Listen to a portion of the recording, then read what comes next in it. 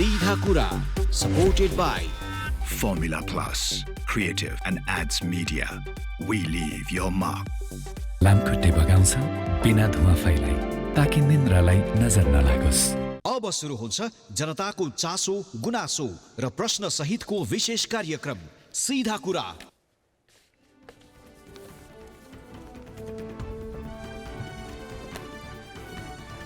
सीधा कुराको आजको संस्करणमा हामी सँग छन् दलगत जमघट उद्धार हो कि निर्वाचनको पूर्व तयारी यो चाहिँ जाजरकोट र रुकुम पश्चिममा जहाँ भूकम्पले ग्रसित क्षेत्र छन् ती क्षेत्रहरूमा दलहरूको जमघटको विषयलाई लिएर तयार पारेको विषयवस्तु। अर्को प्रसङ्ग रहेको छ जर्जर जाजरकोट, बाँचेकाहरू पनि मरेतुल्य अवस्थामा जाजरकोटको पीडा दर्शाएका छौँ ग्राउन्ड जिरोबाट। यस्तै अर्को प्रसङ्ग रहेको छ सहयोगको ओइरो, राहत भने पीडितको आङमा पुगिन विभिन्न देशले विभिन्न सङ्घ संस्थाहरूले सहयोगको लागि घोषणा गरे तापनि पीडितहरूसम्म सहयोग पुगिसकेको अवस्था छैन। यसै विषयलाई विशेष रिपोर्ट पनि बनाएका छौँ। यी लगायतका अन्य प्रसङ्ग आज समेटिनेछौँ। नमस्ते, कार्यक्रम सीधा कुरामा स्वागत छ। म राजेन्द्र भट्ट।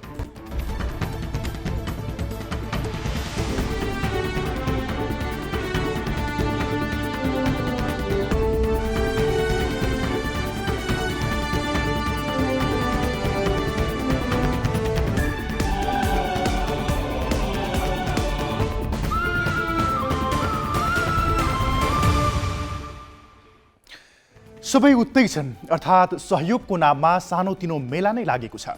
जाजरकोट र रुकुम पश्चिमले अहिले सिङ्गो देशसँग नै सहयोग खोजिरहेको छ, जुटेको पनि छ र जुट्दै पनि छ। तर सहयोग गर्ने नाममा स्वयंसेवा गर्ने बहानामा सबै उत्तै थुप्रिनु ठिक होला र? आपतमा सहयोग गर्नु मानवोचित व्यवहार हो। अझ नेपाली नागरिक दुःख र आपत विपदमा एक ठाउँमा उभिने संस्कार नै हो। तर सहयोग गर्ने नाममा दलगत व्यवहार बोकेर उत्रिनु ठिक होला र? शुक्रबारको मध्यरात जाजरकोट र रुकुम पश्चिमका लागि बिर्सन लायक रह्यो। मध्यरातको निन्द्रामा आएको भूकम्पले धेरैको ज्यान खोस्यो, घरबार उजाड पार्यो। बचेकाहरू मरितुल्य अवस्थामा छन्, न गाँसको टुङ्गो न त बाँसको नै। राहत मनग्गे उठिसक्यो, तर पीडितको हातमा एउटा गेडा अन्न पर्न सकेको छैन। राहत त बाँडिहालौँ न सरकार, यो जाडोमा न्यानो व्यवहार र सहयोग पीडितका लागि ओखती नै बन्छ। त्यही ओखतीले कति काम गर्छ त्यो त भनिरहनु नपर्ला नि। मेला भने ठुलै लागेको छ। सहयोग गर्ने नाममा धेरै राजनीतिक दलका कार्यकर्ता प्रभावित क्षेत्र पुगेका छन्। दुःखमा परेकाहरूलाई सहयोग गर्नु ठुलो धर्म हो, तर उनीहरूले मानवीय धर्म चुनावसँग साटिरहेका छन्। लाग्छ भूकम्प प्रभावित क्षेत्र होइन, निर्वाचनको तयारी क्षेत्र हो। कसैको टिप्पणी मिसन 2084 जाजरकोट र रुकुम पश्चिममा देख्न थालियो। माओवादीले आफ्नो उर्वर भूमि ठानेको यी दुई जिल्ला अन्य दलका लागि प्रवेश गर्ने अवसर बनेको हो त यो, अथवा आउने चुनावका लागि भोट हाल्न आउने निम्तो बाँडिएको हो? कतिपय दललाई अहिले समाजसेवा र जनता भनेको आफ्नो पेवा र ठेक्का हो झैँ लागेको छ। डोरी टाँगेर प्रवेश निषेध मात्रै लेख्न बाँकी रह्यो। अब अरू दलले त सहयोग गर्नै नहुने गरे पनि कति निम्न सहयोग गरेको भनेर सामाजिक सञ्जालमा धज्जी उडाउने खेती पनि सुरु भएको छ। भूकम्प गएर देशको दुई जिल्ला असहाय बनेको बेलामा पनि सामाजिक सञ्जालमा आरोप प्रत्यारोपको रोइलो देख्न पाइन्छ। डाक्टर पुगेकै छन्, उद्धार र राहतका लागि सुरक्षाकर्मी तैनात छन्। परेको आपत विपदमा सहयोग गर्न सहयोगी हातको कमी छैन। अनि निर्वाचनको पूर्व तयारी किन? हरेक ठाउँमा राजनीति हुँदा यो देश काम नलाग्ने भएर राजनीतिले प्रदूषित भइसक्यो। अब उद्धार र राहतमा पनि राजनीति? जोखिम विरुद्ध लड्नको लागि दलगत एकता खोइ। नेपाल एउटा नभई दर्जनौं प्राकृतिक प्रकोपको चपेटामा पर्छ। प्राकृतिक प्रकोप विरुद्ध प्रतिरक्षाका लागि नीति एवं भौतिक संरचना तयार पार्ने कि कहिले भूकम्प आउला, कहिले बाढी पहिरो जान्छ अनि उद्धार र राहतमा उभिएर सस्तो लोकप्रियता कमाउँ भनेर ढुकेर बस्ने? मधेस डुबाउन थालेको वर्षौं भइसक्यो, पहाडमा पहिरो खस्न थालेको जुगौं भइसक्यो। धेरै देशले बाढी पहिरो रोकेर उदाहरणीय काम गरेका छन् त। भूकम्प प्रतिरोधी संरचना निर्माण गरेर आफ्ना जनता बचाउँदै आएका छन्। के हामीले गर्नै नसक्ने हो र? खोइ इच्छा शक्ति, खोइ देशभक्ति र खोइ जनता भक्ति? देश सधैँ यसरी नै चलाउने होइन, यो लहर त्याग्नुपर्छ। अब पहिला जाजरकोट र रुकुम पश्चिमवासीको आँसु पुछु, अनि प्राकृतिक प्रकोप विरुद्ध अब सबै एक भएर सोच्नै पर्छ। जाजरकोट र रुकुमको यही पीडासँगै सुरु गरौँ जनताको चासो, गुनासो र प्रश्नसहितको विशेष कार्यक्रम सीधा कुरा।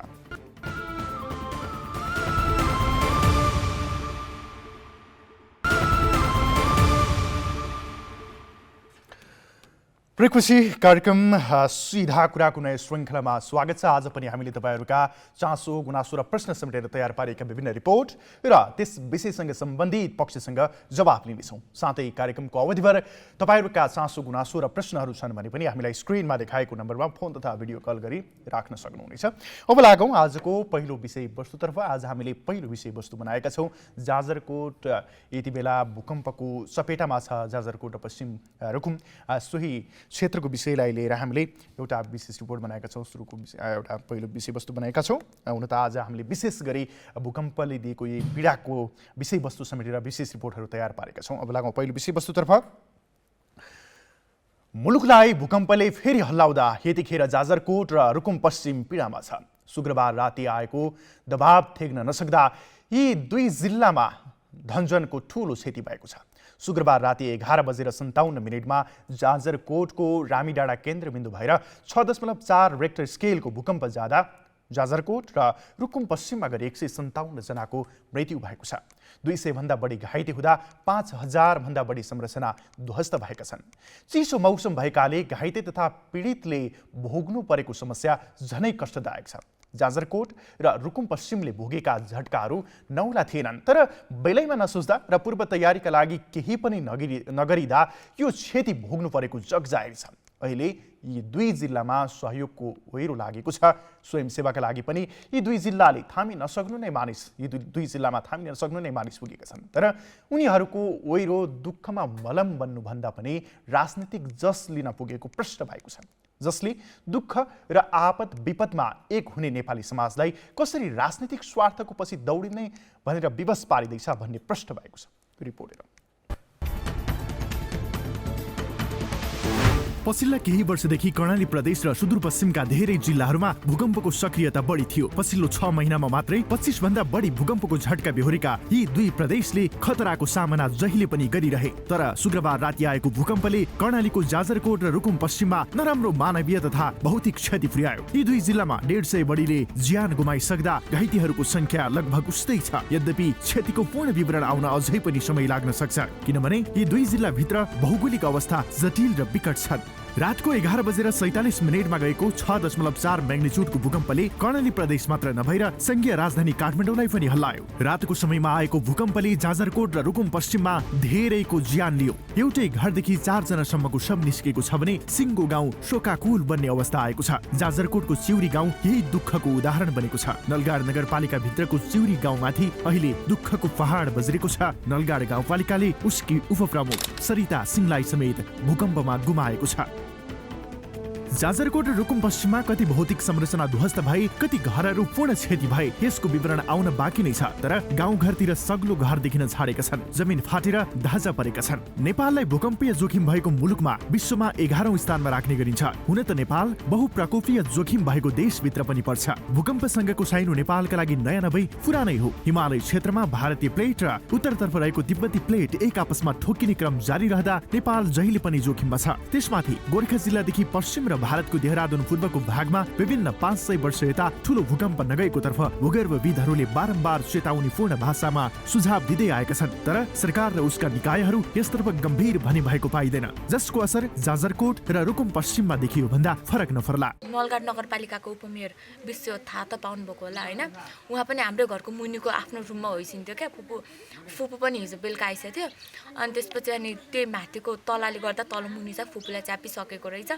अनि लास्टमा आएर चाहिँ मैले फर्स्टमा पुलिसलाई कल गरेको, पुलिसभन्दा अगाडि नै सशस्त्र आएर रेस्क्यु गरेर फुपूको चाहिँ डेथ लास्ट चाहिँ भेट्यो है, फुपूको र मामाको। अनि अरू हामी चाहिँ सेभ भयौँ, त्यही हो। हस्पिटल गयौँ। घरको अवस्था के छ? घरको अवस्था त अब त्यही हो, नाजुक नै छ। सब केही पनि छैन, सब अब ल्यान्डसँगै इक्वल भइसकेको छ। कर्णाली प्रदेशमा गइरहेको निरन्तरको झट्काले ठूलै खतराको संकेत गर्दै आएको हो। बारम्बार भौतिक संरचनामा क्षति पुर्याउँदै आएको छ। घर तथा कार्यालय भवनहरू निरन्तरको कम्पनले कमजोर बनेकै थिए। विगत 6 महिना यता 25 भन्दा बढी पटक हल्लाएकोले यी दुई जिल्लाका संरचनामा असर पारेकै थियो। तर संघीय, प्रदेश र स्थानीय सरकारले यसतर्फ ध्यान दिएन। गलेका र भत्केका संरचनाहरूको न लगत लिइयो, न त कसरी आफ्ना नागरिकहरूको दैनिकी गुज्रिरहेको छ भन्नेतर्फ कहिल्यै ध्यान नै पुर्यायो। ग्रामीण क्षेत्र एवं दूरदराज प्राथमिक अस्पताल र स्वास्थ्य चौकीहरू औषधि उपकरण र जनशक्तिको अभावमा जहिले पनि लाचार छन् भन्ने पुष्टि यस पटक पनि भयो। कसैको घरमा छैन, घर बस्नै छैन, बस्ने पनि छैन। अब पालको आवश्यकता, अब मान्छेहरूलाई कहाँनिर बसाल्ने के गर्ने जोखिम त भयो। यहाँ पनि अब त्यस्तो खुला ठाउँ छैन, समस्या नै छ। कहाँनिर यिनीहरूलाई व्यवस्थापन गर्ने भन्ने कुरा जोखिम त छ। अहिलेसम्म राहत र उद्धारको त्यस्तो कुरै केही भएको छैन। कोही आउनु भएको छैन राहत? यो प्रहरीको टिम चाहिँ अब के भयो, घर कति क्षति भयो भनेर एउटा टिम आएको थियो, सामान्य डाटा लिन आउनु भएको छ, त्यहाँदेखि कोही आएको छैन। आपत विपद पर्दा आत्तिने र भएभरका सबै शक्ति र सामर्थ्य प्रयोग गर्ने बानीमा परिवर्तन आउनुपर्छ। अब भवन संहितामाथि स्थानीय तहबाट भइरहेको लापरवाही र कमजोरीमाथि कडाइ पनि गर्नुपर्ने यो भूकम्पले पढाएको पाठ हो। विपत्तिले दिने सन्देशबाट पाठ सिके हरेक विपत्तिको सामना गर्न सकिएला, तर आइपर्दा मात्रै आत्तिने हो भने देशले जहिले पनि ठूलो क्षति भोगिरहने निश्चित छ। त्यसमाथि पहिला ध्यान नदिने राजनैतिक दलहरूको अहिले सानो ठूलो जमघट नै यी दुई प्रभावित जिल्लामा भएको छ। उद्धार र सहयोग हो कि निर्वाचनको पूर्व तयारी हो, स्थानीयलाई छुट्याउन पनि साह्रो परिरहेको छ।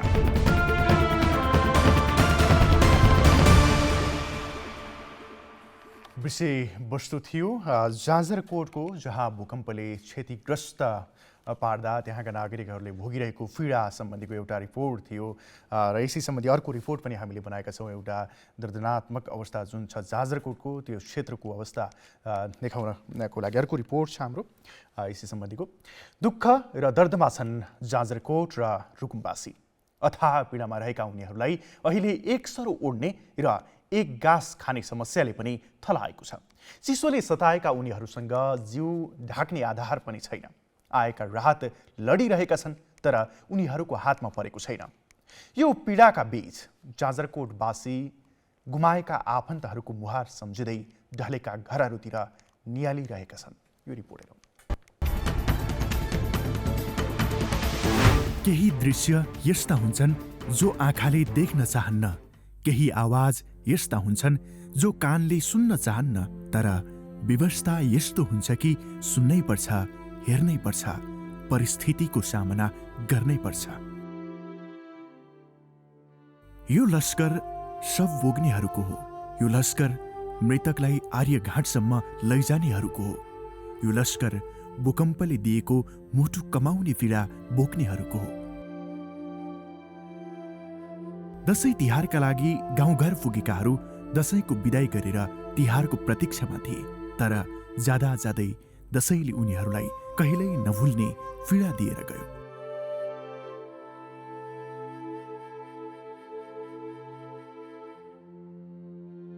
गत शुक्रबार राति आएको विनाशकारी भूकम्पले जाजरकोट र पश्चिम रुकुममा गरी 150 भन्दा बढीको ज्यान लियो। त्यत्तिकै संख्यामा घाइते छन्, अङ्गभङ्ग छन्। जता हेर्यो उतै भग्नावशेष, ढुङ्गा र माटोले पोतिएका घरहरू गर्ल्याम्मै ढलेका छन्। उद्धार तथा खोज अहिले पनि जारी छ। धेरैले ज्यान गुमाइसके। घाइतेहरूको पनि उद्धार जारी नै छ। राति सुतेका छेउ बम पड्क्याको झैँ भयो। घर हल्लियो, हामी त भाग्या, ज्यान जोगाया, अझै कति पो फुरिया छन्, केही रायाको नै। यो दुखेसो भूकम्प पीडितको हो। घर भेट्दै दुई बुढाबुढी त्यो आफ्ना भङमा दुई बुढाबुढी बस्या हो, सुत्या माथेर, अनि नातिनी र पनातिनी माथेर म थिउनु तल भएको थियौँ। त्यहाँबाट भोग्नु जाँदाखेरि यो दृश्य भेरी नगरपालिका 1 रिम्रा गाउँको हो। माटो र ढुङ्गाले बनेका पुराना घरहरू नठडिने गरी ढलेका छन्। क्षणभरमै भग्नावशेषमा परिणत भए घरहरू। गाउँमा रुवावासी छ, स्थानीयको बिचल्ली छ। पालमुनि रात काटिरहेकाहरू कोही निधारमा हात राखेर टोलाएका छन् भने सक्नेहरू त अझै उद्धारमै खटिएका छन्।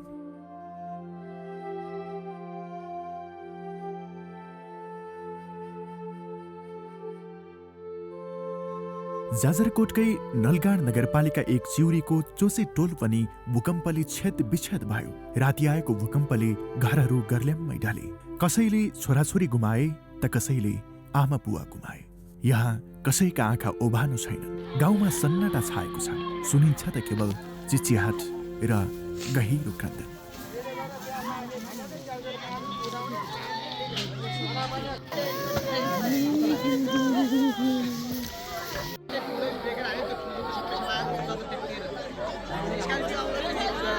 अधिकांश दलित समुदाय रहेको यो बस्तीमा 186 घरधुरी रहेकोमा अधिकांश घर पूर्ण रूपमा र केही घर आंशिक रूपमा भूकम्पले क्षतिग्रस्त भए। खलङ्गाबाट 1.5 घण्टाको दूरीमा रहेको यो गाउँका बाँकी रहेका अन्य घर पनि बस्न नमिल्ने गरी चिरा परेका छन्।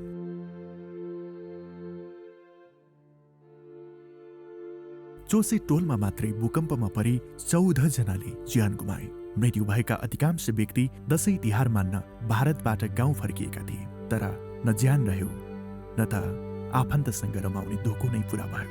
एकै रातमा एकै क्षणमा भूकम्पमा पिल्सिए उनीहरू। यो भिड भूकम्पमा आफन्त गुमाएकाहरूको हो। यहाँ कोही शव कुरिरहेका छन् त कोही शव आर्यघाटमा पुर्याउनको लागि बाँस तयार गरिरहेका छन्। भग्नावशेषबाट च्यापिएकाहरूको खोजी गर्नेहरू निरन्तर लागि परेका छन्।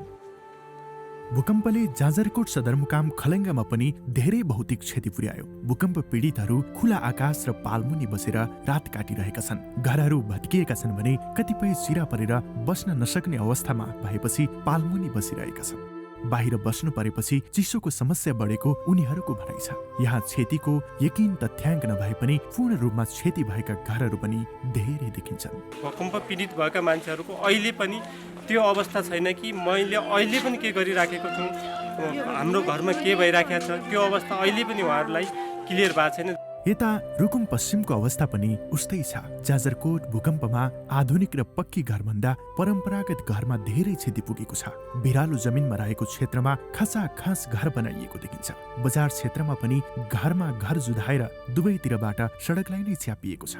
यसले गर्दा भूकम्प आउँदा न त खुला ठाउँ छ न भाग्ने ठाउँ नै। यसैले पनि क्षति बढेको देखिन्छ। यसरी भूकम्पले जर्जर भएको जाजरकोट र पश्चिम रुकुमवासीहरू सहयोग र राहतको आशामा बसिरहेका छन्। यहाँ कठ्याङ्ग्रिदो चिसोका बीच सहयोग नपाउँदा बाँचेकाहरू पनि भोकै अवस्थामा छन्। यिनीहरूको पीडामा मलम लगाउनेतर्फ सबैले ध्यान दिन आवश्यक छ।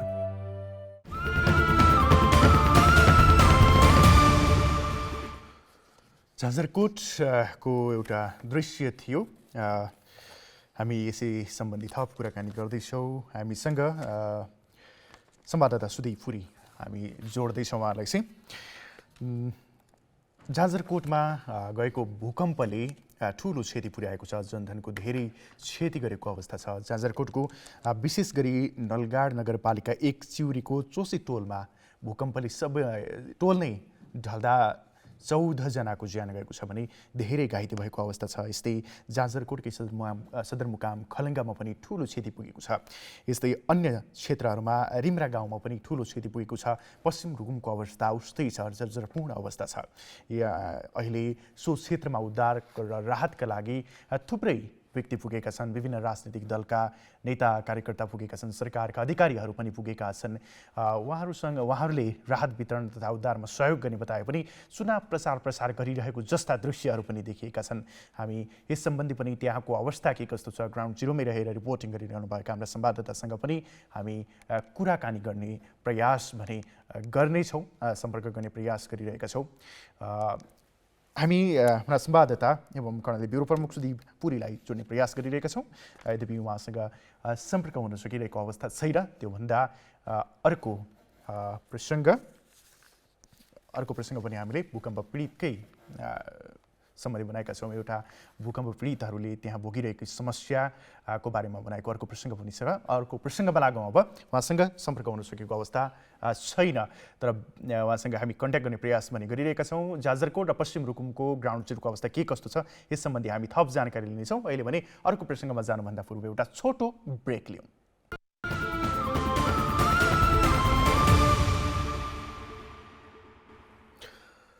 ब्रेकपछि पुनः स्वागत छ। हामी आज विशेष गरी भूकम्प प्रभावित क्षेत्रको बारेमा जानकारी लिइरहेका छौँ। यसै सम्बन्धी हामीसँग जोडिएका छन् हाम्रो संवाददाता सुदीप पुरी, अहिले भूकम्प प्रभावित क्षेत्रबाटै उनी जोडिएका छन्। सुदीपजी, के छ, तपाईँ अहिले भूकम्प प्रभावित कुन क्षेत्रमा हुनुहुन्छ र त्यहाँको अवस्था कस्तो छ? राजेन्द्र, यतिखेर चाहिँ भूकम्प प्रभावित क्षेत्रको यो जाजरकोटको भेरी नगरपालिका वडा नम्बर 3 को छाप्रे भन्ने स्थानमा थाप्ले भन्ने स्थानमा म रहेको छु जसमा सबैभन्दा बढी मानवीय क्षतिसँगै घरजनको धेरैभन्दा धेरै क्षति भएको र चाहिँ यहाँको अवस्था बढी प्रभावित भएको क्षेत्रमा चाहिँ म अहिले रहेको छु। अहिलेसम्मको अवस्था हेर्ने हो भने जाजरकोट र रुकुम पश्चिममा अहिलेसम्म 157 जनाको मृत्यु भएको तथ्याङ्क सार्वजनिक भएको छ भने 200 भन्दा बढी यहाँका नागरिकहरू घाइते भएर विभिन्न अस्पतालहरूमा उपचार रहेको अवस्था रहेको छ। अहिलेसम्मको स्थिति हेर्ने हो भने जाजरकोट र रुकुम पश्चिममा सरकारले जसरी उद्धारको कार्यहरू सञ्चालन गरिरहेको थियो, शुक्रबार राति आएको 6.4 म्याग्निट्युडको भूकम्पबाट धेरैभन्दा धेरै प्रभावित भइसकेपछि सरकारले चाहिँ तिनै तहका सरकारले उद्धारका विभिन्न प्रयासहरू थालेको थियो। त्यो आज उद्धारका सम्पूर्ण काम सकेर अहिले राहतका कार्यक्रमहरूलाई अगाडि बढाएको भन्ने हामीले चाहिँ जानकारी प्राप्त गरेका छौँ। अहिलेसम्मको स्थिति हेर्दा हामी निरन्तर रूपमा रिपोर्टिङमा रहेका छौँ। यो स्थानमा सबैभन्दा बढी क्षति भएको यहाँ चाहिँ 84वटा भन्दा बढी घरहरू चाहिँ पूर्ण रूपमा क्षति भएको अवस्था रहेको छ भने मानवीय क्षति पनि त्यत्तिकै अवस्थामा रहेको छ। अहिलेसम्म सरकारले जसरी राहत उपलब्ध गराउने भनेर घोषणा गरेको थियो त्यो राहत चाहिँ यहाँका भूकम्प पीडित नागरिकहरूले प्राप्त गर्न सकेको अवस्था छैन। राजेन्द्र, अहिलेसम्म सरकारले चाहिँ एक पक्षीय रूपमा अथवा चाहिँ विभिन्न यहाँ राहतका प्याकेजहरू विभिन्न सरकार त्यस्तै गरी स्थानीय व्यक्तित्व लगायतका निजी क्षेत्रहरूले पनि घोषणा गरेको अवस्था छ। तर नागरिक समक्ष चाहिँ यतिखेर 3 दिन पुगिसक्दा यो चिसो सिरेटोमा यहाँका नागरिकहरू खुल्ला आकाश मुनि बस्न बाध्य बनिरहेका छन्। सुर्खेत त्यस्तै गरी नेपालगञ्जबाट एउटा हेलिकप्टर मार्फत अथवा हवाई अथवा स्थल मार्गबाट चाहिँ राहतका सामग्रीहरू चाहिँ ल्याउने क्रम चाहिँ निरन्तर रूपमा चलिरहेको छ। सदरमुकाममा लिएर आएर कुनै ठाउँमा चाहिँ जिल्ला प्रशासनको अगाडि अथवा यहाँको चाहिँ एउटा विद्यालय छ, त्यो विद्यालयमा चाहिँ थन्काएर राखिएको छ। त्यो अहिलेसम्म पनि नागरिकको दैलोसम्म पुग्न नसकेको अवस्था हामीले देख्न सकेका छौँ। यहाँ चाहिँ दिउँसोदेखि नै सर्वदलीय बैठक बसेर यहाँका राजनीतिक दलहरू त्यस्तै गरी सुरक्षा संयन्त्र लगायतले तत्काल चाहिँ नागरिकहरूलाई यहाँका भूकम्प पीडित परिवारहरूलाई चाहिँ छानाको व्यवस्था, यहाँ चाहिँ खान र बस्नको व्यवस्था गर्ने, राहतका सामग्रीहरू उपलब्ध गराउने भनेर जसरी आश्वासन दिएको थियो त्यो अहिलेसम्म हुन सकेको छैन।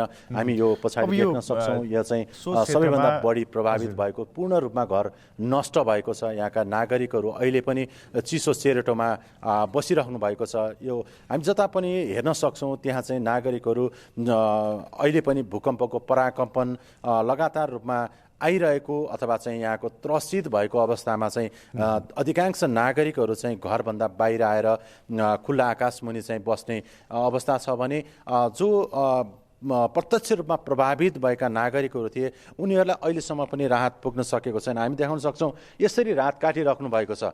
अहिले चाहिँ यो उहाँहरू बसिराख्नु भएको छ। पछाडि यो माथि तिरपाल पनि छैन।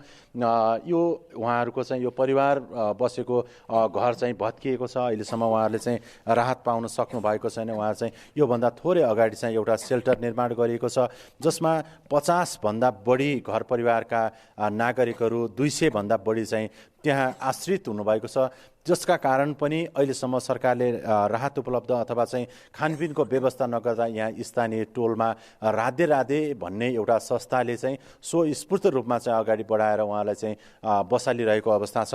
हामी उहाँहरूसँग चाहिँ कुरा पनि गर्छौँ। उहाँहरू आफैमा पनि भावविह्वल अवस्थामा हुनुहुन्छ। हामीले चाहिँ धेरै प्रयासपछि धेरै अवस्थापछि अलिकति अब अगाडि बढ्ने अथवा चाहिँ यहाँ चाहिँ युवा जेनेरेसन अरू वृद्धा बालबालिकाहरू कुनै पनि कुरा गर्ने अथवा प्रतिक्रिया दिने अवस्थामा हुनुहुन्न। धेरै मान्छेहरू चाहिँ को चाहिँ मृत्युवरण गरेको र भएको परिवारहरू पनि घरविहीन भएको अवस्थामा भावविह्वल अवस्थामा भएर हामीले त्यो प्रतिक्रिया लिन सक्ने अवस्थामा पनि हामी रहेनौँ राजेन्द्र। जसका कारण पनि अलिकति युवा जेनेरेसनले त्यो शुक्रबार रातिदेखि नै आफ्नो घरमा पीडा परे तापनि उहाँहरूले चाहिँ उद्धार कार्यमा सक्रिय भएका युवाहरूसँग चाहिँ अलिकति हामी चाहिँ जान्ने प्रयास गर्नेछौँ। त्यो दिनमा अथवा 12 बजे जसरी भूकम्प शुक्रबार राति आएको थियो त्यसमा कसरी उद्धार कार्य सञ्चालन भयो, अहिलेसम्मको अवस्था के छ भन्ने विषयमा पनि अलिकति थोरै हामी कुराकानी जोड्नेछौँ।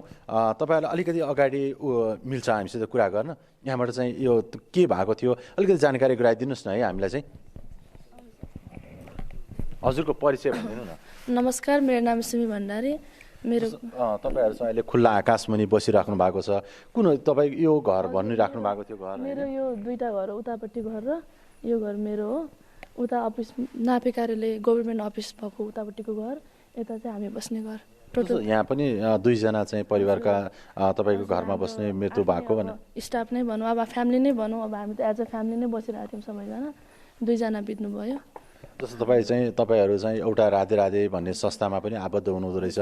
त्यो रातदेखि नै तपाईँको आफ्नै घरमा पीडा परिरहेको अवस्थामा पनि तपाईँ चाहिँ उद्धार कार्यमा सक्रिय हुनुभयो। तपाईँ आफूलाई पनि चोट लागे तापनि तपाईँ पनि आफू सामान्य उपचारपछि तत्काल उद्धारमा खटिएको अवस्थामा हुनुहुन्थ्यो। त्यो अहिले चाहिँ हामीले यहाँ बुझ्ने क्रममा चाहिँ तपाईँले आफूले भन्नुभयो अन्य समुदायहरू यहाँ जतिले पनि तपाईँको नाम लिए, जसरी उद्धारमा तपाईँ सक्रिय हुनुभयो, जसले गर्दा त्यो अवस्था कस्तो थियो, त्यतिखेरको अवस्था के थियो, जतिखेर त्यो अवस्थामा चाहिँ तत्काल रात उद्धार कार्य भएको भए यो मानवीय क्षति अलिक कम गर्न सकिने अवस्था थियो कि थिएन? यस्तो थियो सर, अब भूकम्प आइसकेपछि सबै अब राति सुतेको बेलामा कसैलाई अब थाहा पनि भएन कि आएको। अब हाम्रो बुवालाई चाहिँ कस्तो भयो भने धक्का आउने बित्तिकै पहिल्यै थाहा भयो। अनि हाम्रो बुवाले हामीहरू उता सबैलाई निकालेर अनि मेरो हजुरआमा, मेरो दिदीको छोरीहरू यो सुत्नु भएको थियो, उहाँहरूलाई निकाल्ने यो पालबाट सानो मात्र पाल थियो, त्यहाँबाट सबैलाई निकालेर यहाँ फालिसकेपछि तुरुन्तै उहाँ उता अफिसमा जानुभयो त्यहाँ हाम्रो दुईजनालाई निकाल्न। त्यहाँ चाहिँ निकाल्नै नसकिने अवस्था भयो क्या, कोही पनि थिएन त्यतिखेर, सबैलाई आफ्नै सबैको त्यस्तै नै थियो। अब यता कराउने उता कराउने, धुलो धुवाँले गर्दा केही पनि नदेखिने, सबै त्यो धुलोले गर्दाखेरि अब लाइट थिएन, टर्च थिएन, मोबाइल अब कता कता आफूसँग हुने कुरा भएन, धुलोले नदेखिने, सबै अब आफ्नोतिर, कोही यता कराउने कोही उता कराउने, आफ्नो घरमा निकाल्दै फेरि अर्को घरमा गएर उता निकाल्यौँ, फेरि यता यता, त्यस्तो अब कतिलाई त अब ढिलो नै भयो कि उद्धार गर्दा त्यतिकै टाइममा आइपुग्नु भएन, कोही पनि आउनु भएको थिएन। जस्तो यो चाहिँ यो उसमा चाहिँ एरियामा चाहिँ अधिकांशहरू घर विच्छेद अवस्थामा छन्। कहाँ कस्तो छ यो अगाडि थोरै गएर पनि हामी चाहिँ हामी दर्शकहरूलाई चाहिँ टोटल भनेको 52वटा घर हो भत्किएको, त्यसमध्येमा अब 13 जना नै मृत्यु भइसकेको छ, बाँकीहरू 20-25 जना चाहिँ घाइते नै हुनुभएको छ, 5-6 जनालाई रिफर पनि गरेको छ है। जस्तो अब चाहिँ जस्तो यो अवस्थामा छ होइन, जस्तो अहिले पनि यहाँको नागरिकहरू तपाईँहरू चाहिँ खुल्ला आकाशमुनि हुनुहुन्छ, अधिकांश मान्छेहरू अहिले पनि आफ्नो ओड्ने ओछ्याउने अन्तबाट सहयोग लगेर पनि त्यो सेल्टरमा जाने क्रम अहिले पनि रोकिएको छैन होइन। तपाईँहरू पनि अगाडि आइदिनुहोस् न। खास चाहिँ भूकम्प आएको दिनदेखि नै हामीलाई यो राधा माधव समिति नेपाल दाङबाट सहयोग आएको, हामीलाई खानालाई, हामीलाई लाउने ओड्ने ओछ्याउनेदेखि लगेर सबै त्यहाँ नै उहाँले नै हो हामीलाई हेल्प गरेको। अब त्यसमा म आफै पनि डिभाइड युथ क्लबको एउटा मेम्बर पनि हो। हामी सबैजना नै एउटा टिम नै बनाएर ठाउँमा के छैन सबै चाहिँ सहयोग गरेको हो, त्यहाँ उद्धार गर्नेदेखि लगेर यताउति खानपानको सबै व्यवस्था। अहिलेको अवस्थामा तपाईँहरूले चाहिँ कसरी उद्धार गर्नुभयो यो सबै अगाडि चाहिँ अलिकति जाउँ है। जस्तो अब यसमा चाहिँ अहिलेको अवस्थामा चाहिँ यो हिँड्ने बाटो समेत छैन होइन, हिँड्ने बाटो पनि छैन। जस्तो तपाईँलाई पनि तपाईँको घर पनि तपाईँको यो होइन? हजुर सर, मेरो स्कुल हाम्रो यसमा यहाँ पनि यस्तो भयो सर, यहाँ पनि मान्छे हुनुहुन्छ, यो घरको पनि यो साइड पनि गएको छ, उता साइड पनि गएको छ क्या, यताबाट बचाउन खोज्दा उता गयो, उताबाट यता आउँदा यता गएको छ, त्यस्तो समस्या भइदियो क्या। तर निकाल्न चाहिँ तल सबैजनालाई चाहिँ यहाँबाट निकाल्न पायौँ। एकजना बुढो हजुरबा हुनुहुन्थ्यो तल, उहाँलाई चाहिँ लास्टमा निकालेर लिएर आएको, अलिअलि सबैजना पुरिनु भएको। जस्तो अब चाहिँ हामी दर्शकहरूलाई उता देखाउँदै पनि छौँ, हामी हिँडौँ न, अगाडि हिँडौँ है। जस्तो यसमा चाहिँ तपाईँहरूले चाहिँ अहिले चाहिँ तपाईँ आफ्नो घरमा पनि यसरी हिँडिराख्नु भएको छ, तपाईँहरू चाहिँ अहिले उद्धारको परिवारलाई चाहिँ तपाईँहरूले चाहिँ हस्पिटल पुर्याएको छ र अहिले चाहिँ आफू बस्नको लागि तपाईँलाई चाहिँ बस्नको लागि पनि विभिन्न समस्या भएर अरूको घरमा अथवा चाहिँ बस्नुपर्ने अवस्था देखिरहेको छ। तपाईँ अहिले पनि उद्धारको लागि चाहिँ विभिन्न भौतारिरहेको अवस्था छ। विभिन्न नगरपालिकामा उद्धार अथवा चाहिँ उसमा चाहिँ राहतको सामग्री लिनलाई चाहिँ तपाईँ पटक पटक पनि धाउनु भएको थियो। किन के खास कसरी नदिएको हो कि अथवा के भन्छ नगरपालिकाले अहिलेसम्म राहतको सामग्री किन प्राप्त गर्न म राहतको लागि सर गएको थिएँ। मेरो घरमा पनि आफ्नै सदस्यहरू बिताउनु भएको छ, मेरो जेठनको छोरी र मेरो स्टाफहरू पनि बिताउनु भएको छ। त्यो भएको कारणले अब मेरो घर यहाँ नभएको कारण सर घर बाहिर हो, म बसिया धेरै भइसक्यो। यहाँ 20 वर्ष जति लगभग हामी सँगथिम यतै बसिया हो, यहाँ घर छैन सर। त्यसपछि हामी केही राहतको लागि केही खानेकुराहरू चामलहरू केही त्यसपछि कपडाहरू पाउँछ कि भनेर म आएको थिएँ सर।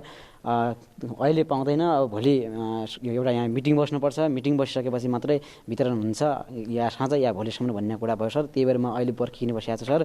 अहिले अब कहाँ बस्ने, मेरो बसाइको पनि व्यवस्थापन छैन सर। खाना मैले यता राधे भन्ने रहेछ सर, ती राधेमा गएर खाना खाएँ। अब सुत्नको लागि केही पनि व्यवस्था भएको छैन सर। अब कहाँ सुत्ने अहिले फिक्स नै भएको छैन। अनि डस्नाहरू पनि अगाडि त्यो अगाडि हामीलाई चाहिँ देखाइदिनुहोस् न है। छैन अब कहाँ सुत्ने कसरी सुत्ने यस्तो अब बिस्तारै जानु होला है, अप्ठ्यारो छ। पुरै बाटो पनि छैन सर। जस्तो योभन्दा अगाडि चाहिँ अहिले चाहिँ सेल्टर बनाइएको छ आदरणीय दर्शकवृन्दहरू। यो चाहिँ यो हिँड्ने बाटो पनि छैन। अहिलेसम्मको कुनै पनि अवस्था यहाँ चाहिँ उद्धारको कार्यहरू जसरी अगाडि बढ्यो, तर उद्धारपछि चाहिँ राहतका सामग्रीहरू पनि आउन सकेको छैन। हिँड्ने बाटो छैन, बत्ती छैन। यो घरहरूको अवस्था यति छेद विच्छेद छ कि कुनै पनि घर बाँकी रहेको छैन यो ठाउँमा चाहिँ। यहाँ चाहिँ जसरी यो परिवारको मान्छे हाम्रो स्टाफ यहीँ पुरियो यहाँ तल सर अगाडि, यहाँ पनि 2 मान्छे पुरिया छ, आफ्नै मान्छेहरू। एकजना यहाँ यतिखेर निकाल्ने बेला पनि हाम्रो आफ्नै टोलकै मान्छेहरूले हो निकालेको। हामी आफैले हाम्रो सबैजना यहीँ जति छौँ हामीहरू सबैजनालाई मिलेर यता पनि निकाल्यौँ यता पनि निकाल्यौँ। अब धेरै नै भाँसिएको ठाउँमा त पछि आउनुभयो क्या उहाँहरू उद्धारकर्ताहरू, पछि आर्मी पक्कै पनि यहाँको अवस्था हेर्ने हो भने यहाँ स्थलगत रूपमा जसरी चाहिँ हामी रिपोर्टिङ गरिरहेका छौँ त्यहाँको चाहिँ अवस्था चाहिँ निकै भयावह अवस्था रहेको छ। अहिले पनि यहाँ चाहिँ उद्धार गरिए तापनि यहाँका चाहिँ नागरिकहरूलाई उद्धार गरियो, तर चाहिँ राहतका सामग्रीहरू चाहिँ प्राप्त गर्न नसकेको कारणले अहिले पनि आफन्तजन अथवा चाहिँ विभिन्न ठाउँबाट चाहिँ ओड्ने ओछ्याउने जस्ता कुराहरू चाहिँ यहाँ लिएर आएर चाहिँ आफ्नो जीविकोपार्जन गरिरहेको अवस्था छ। यहाँ चाहिँ सरकारले चाहिँ जसरी उपलब्ध गराएको थियो, जसरी राहत प्याकेजलाई चाहिँ सञ्चालन गर्ने भनेर अगाडि बढाएको थियो, त्यो अहिले पनि कार्यान्वयन हुन सकेको छैन। राहतका सामग्रीहरू थुप्रै आएर सदरमुकाममा केन्द्रित भए पनि त्यो चाहिँ स्थलमार्गबाट पठाउन अथवा यहाँको केही समय अलिकति लाग्न सक्ने सम्भावना पनि देखिएको छ, जसका कारणले भौगोलिक अवस्थालाई प्रमुख बनाइएको छ।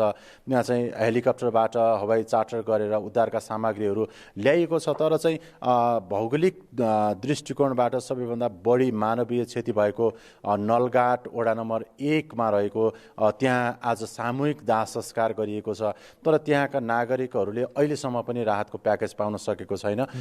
उद्धारका कार्यहरू सम्पन्न भए तर चाहिँ राहतको यो चिसो मौसम छ, भौगोलिक रूपमा पनि निकै अप्ठ्यारो अनुकूलको यो ठाउँमा चाहिँ यो जुन विपद पर्यो त्यो विपद का कारणलाई एउटा आफ्नो परिवारका सदस्यहरू गुमाउनु भएको छ, आफ्नो घर पूर्ण रूपमा क्षति भएको छ। अहिले खुल्ला आकाश मुनि हुनुहुन्छ, त्यो रहिरहँदा पनि अहिलेसम्म राहतको प्याकेज नपाउँदाखेरि उहाँहरू चाहिँ थप पीडामा हुनुहुन्छ। हामी हाम्रा दर्शकहरूलाई चाहिँ केही अगाडि चाहिँ सेल्टर राखिएको छ। यहाँ राधे भन्ने संस्थाले खाना खुवाउने काम, त्यस्तै गरी यहाँका नागरिकहरूलाई चाहिँ बस्ने वातावरण चाहिँ अगाडि राखेको भनेर हामीले जानकारी प्राप्त गरेका छौँ र त्यहाँ 50 भन्दा बढी परिवारका 250 जना भन्दा बढी नागरिकहरूले चाहिँ त्यहाँ चाहिँ आश्रित भएको जानकारी प्राप्त गरेका छौँ।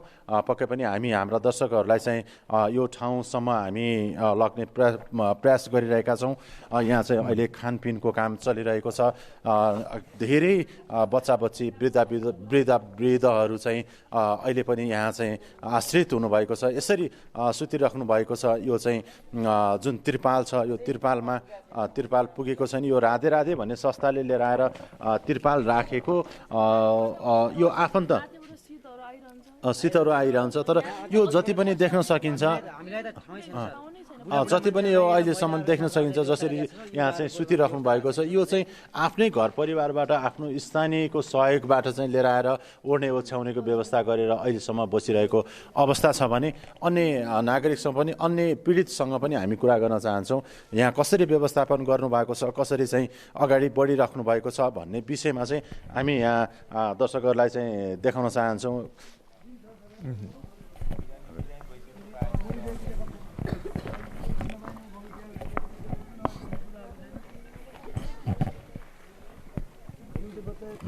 सरसँग कुरा गर्नु सर, थोरै हुन्छ सुदीपजी। जस्तो अहिले चाहिँ तपाईँहरूको राधे राधे संस्थाबाट चाहिँ यो सेल्टरमा चाहिँ खानपिनको व्यवस्था, यहाँ चाहिँ राहतको सामग्रीहरू लिएर आफै पकेटबाट पैसा उठाएर चाहिँ खानपिनदेखि लिएर चाहिँ बस्ने वातावरण बनाएको भनेर यहाँ चाहिँ हामीले चाहिँ जानकारी प्राप्त गरेका छौँ। खास कसरी म्यानेज गरिराख्नु भएको छ, कहिलेदेखि गर्नुभयो? राधे राधे। यो के हो भने अब हाम्रो सबै दुःखद घटना अब सबैले थाहा भएको विषय छ, तर हाम्रो राधे राधे संस्था यहाँ नजिकै छ र यहाँका सबै हाम्रा सत्सङ्गी, हाम्रा दाजुभाइ दिदी पनि सबै हाम्रो नातागोता पर्ने मान्छेहरू हुनुहुन्छ। र यहाँ कस्तो भयो भने अब हामी त धेरै ठुलो मन नसक्यो भने यहाँनिरलाई हाम्रो जस्तै सत्सङ्गी साथीहरू अरू ठाउँ ठाउँमा हुनुहुन्छ, हाम्रो जिल्लामा हुनुहुन्छ। हाम्रो यो राधे राधे संस्थाहरू धेरै जिल्लामा पनि छ र अनि यो सुनिसकेपछि उहाँहरूले हामीलाई सम्पर्क गर्नुभयो, के छ सहयोग गर्न के सक्छौँ भन्नुभयो। अनि त्यसपछि मैले चाहिँ त्यो अनुसार यहाँको आवश्यकता हेरेर अनि त्रिपालहरू, त्यसपछि यो हाम्रो ब्ल्याङ्केटहरू अनि म्याटहरू अनि यसरी पहिलो चरणमा त्यो गऱ्यौँ र यहाँ खानेपिनेको केही पनि ऊ थिएन, समस्या थियो। त्यसपछि अब हामीले अब यहाँनिर भण्डारा लगाइरहेका छौँ। दिनमा बिहानबाट बेलुकासम्म गर्दा 500 मान्छेले खानुभयो र यो चाहिँ हामी सबै यहाँबाट अहिले हाम्रो आफ्नै सत्सङ्गीहरूले अब अलिअलि पैसा उठाएर पकेटबाट उठाएर खुवाइरहेको छौँ। राज्यको हामीलाई त अब यहाँ केही अहिलेसम्म आएकै छैन, भोलि दिएला त्यो आफ्नो ठाउँमा रह्यो। तर अब यस्तै समस्या चाहिँ अलिकति हामी टेन्टहरू पनि मगाउँदैछौँ, केही 2-3 वर्ष धान्ने खालको। त्यो पनि हाम्रो काठमाडौँको उसले दाइहरूले अलिकति त्यहाँ पैसा सङ्कलन गरेर त्यसरी चाहिँ ल्याउँदै हुनुहुन्छ, किनभने यसरी त सधैँ सकिन्न, अलिकति हावा बन्दवाला ल्याउनु पऱ्यो भनेर चाहिँ त्यो पनि भोलि तपाईँहरू चाहिँ यो उद्धारको कार्यमा पनि संलग्न हुनुभएछ होइन?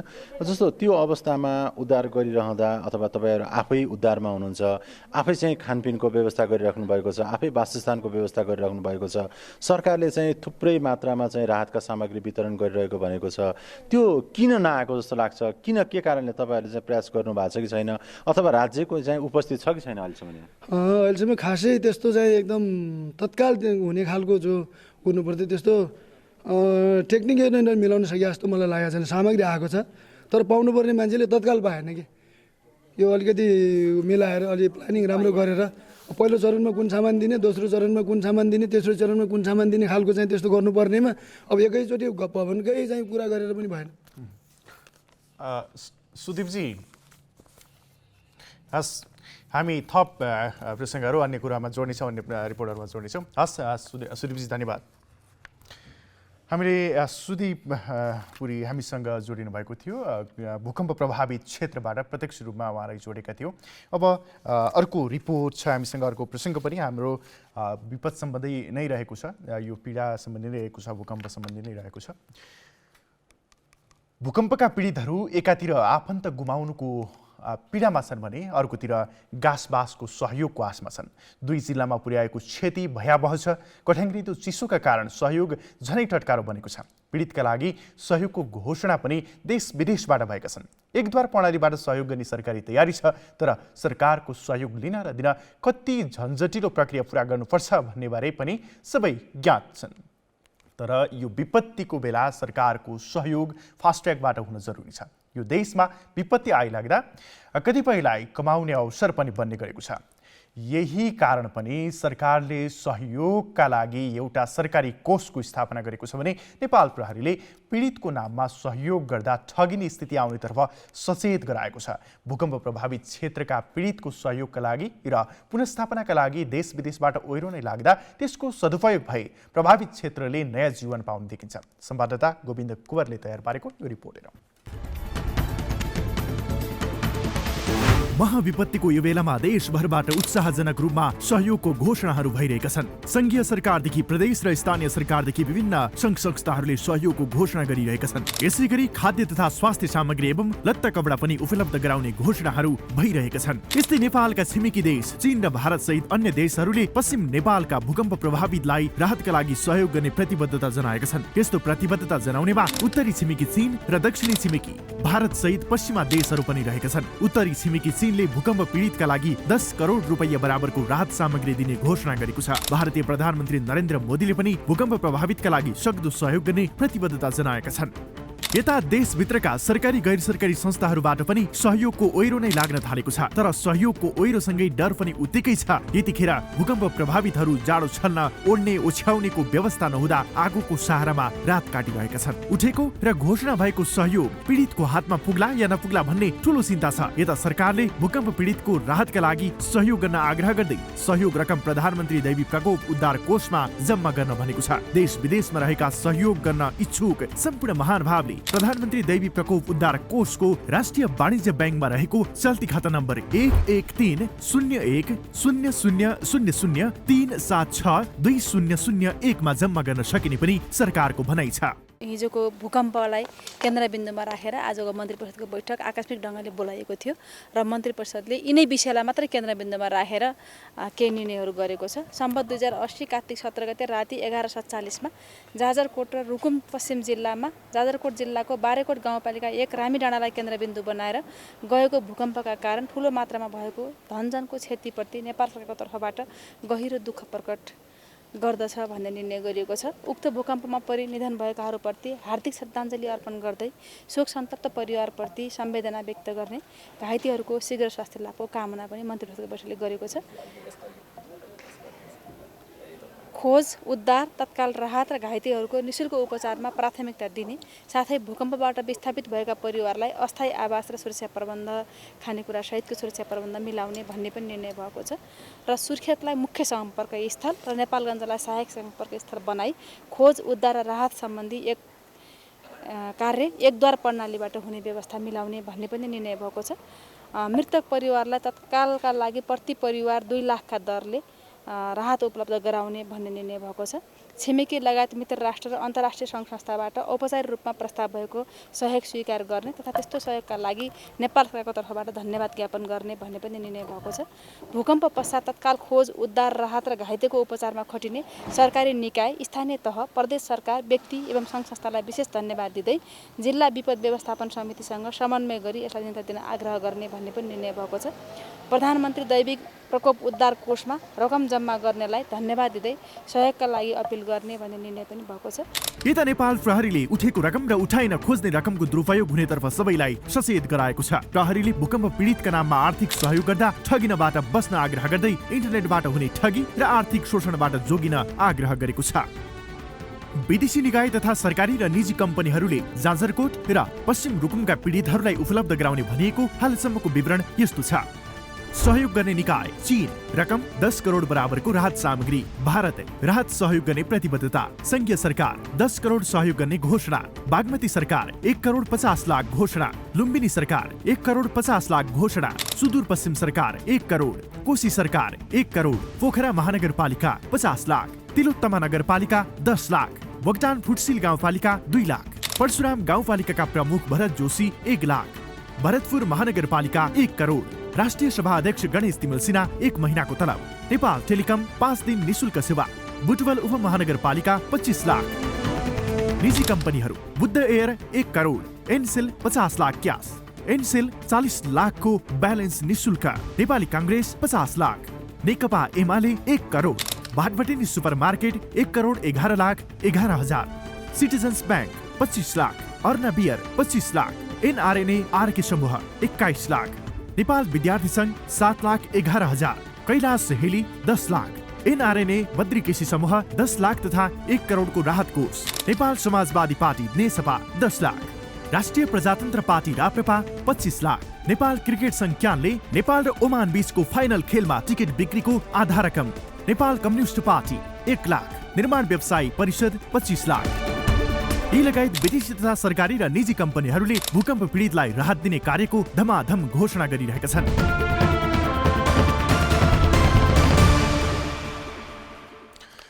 भूकम्प पीडितहरूको नाममा उठ्दै गरेको सहयोग सम्बन्धीको एउटा विशेष रिपोर्ट थियो।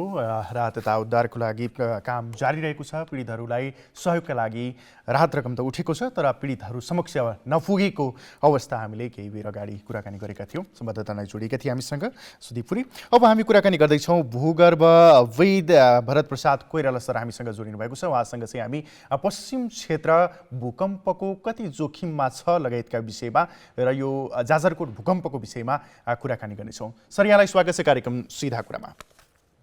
सर नमस्कार, धन्यवाद सर। यो जाजरकोटमा गएको जुन भूकम्प छ यसलाई कसरी लिन सकिन्छ सर? के कति कारणले त्यहाँ कतिको जोखिमपूर्ण थियो, कसरी हेर्न सकिन्छ यो भूकम्पलाई चाहिँ? अब जाजरकोटको भूकम्पलाई चाहिँ स्थानीय रूपमा जोखिम भन्दा पनि हाम्रो के छ भने गोर्खादेखि पश्चिम देहरादुनसम्मको जुन एरिया हामीले भनेका छौँ पश्चिम नेपालको, यहाँ चाहिँ विगत 520 वर्षदेखि चाहिँ ठुला र महाभूकम्पहरू गएको देखिँदैन।